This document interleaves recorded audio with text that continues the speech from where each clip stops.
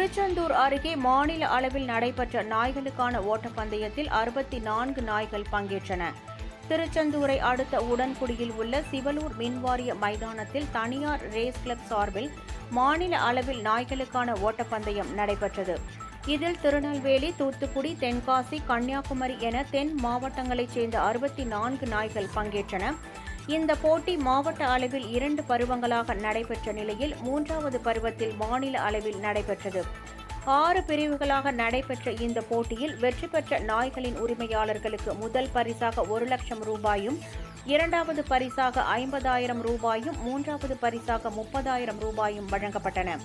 நாய்களின் ஓட்டப்பந்தயத்தை உடன்குடி மற்றும் அதை சுற்றியுள்ள கிராமங்களைச் சேர்ந்த ஏராளமான இளைஞர்கள் ஆர்வத்துடன் கண்டுகளித்தனர்.